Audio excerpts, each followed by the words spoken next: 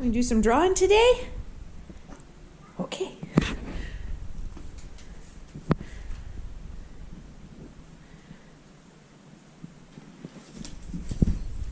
That's a good boy. Hello everyone, and welcome to a Create with Kiely art tutorial video. This is part of a video series in which we create a thematic still life and work towards creating a finished painting. This video guides you through a study sketch of our still lifes to better understand their proportions and values.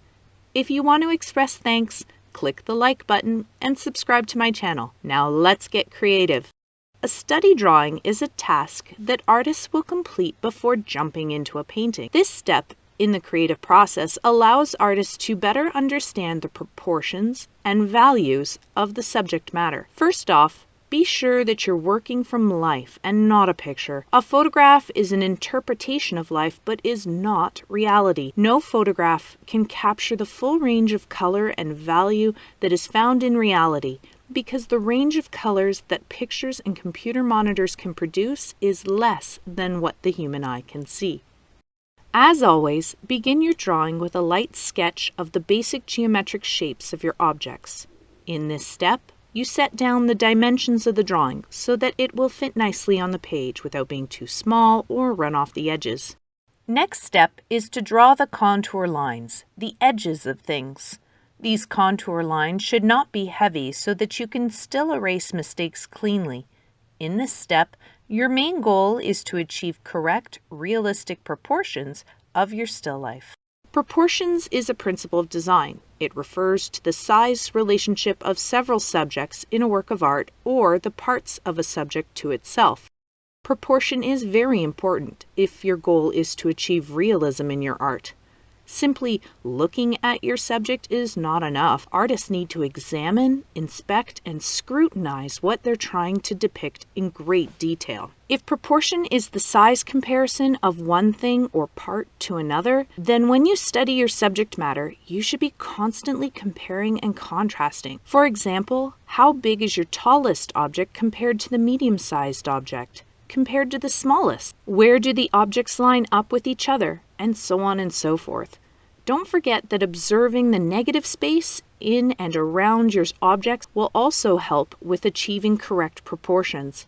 Try to superimpose an imaginary grid system to analytically observe the objects. Another tip is to flip your sketchbook and look at your drawing upside down. This makes all of your mistakes stand out, and so now you can more easily correct them. Now that we have a contoured line drawing of our still life that is in realistic proportions, it's time to start examining, studying, and observing the shadows and highlights of the still life. Value is an element of design that refers to the lightness or darkness of a color or tone. A successful work of art includes a full range of value from black to white and everything in between. Start with the darkest areas, then block off what should remain white. Using the principle of gradation, gradually transition through the different shades of gray to mold and sculpt the form of the object and make it look 3D. If you shade in your object like you're coloring in a coloring page, you're doing it wrong. You should use a full range of value and not just color it in all the same shade. As you shade and sculpt, your 2D flat drawing should appear more 3D, and your contour outline should become implied lines. This type of line has no visible line, but is simply the edge of a form. Use an eraser to clean up any stray lines or to crisp up edges. You may or may not wish to use blending sticks. With a study drawing, this finishing technique isn't really necessary. We've gained the important information about the proportions and values of our still life to move on to the next step. This step will be in another video. So there you have it. I hope you've learned more about how to achieve better proportion and value in a still life drawing. It's not an easy thing to do. Don't expect that you can do this right away with your first drawing.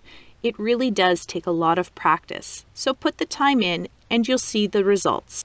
Don't forget to subscribe to my channel. And remember, my friends, stay awesome and be creative. Until next time.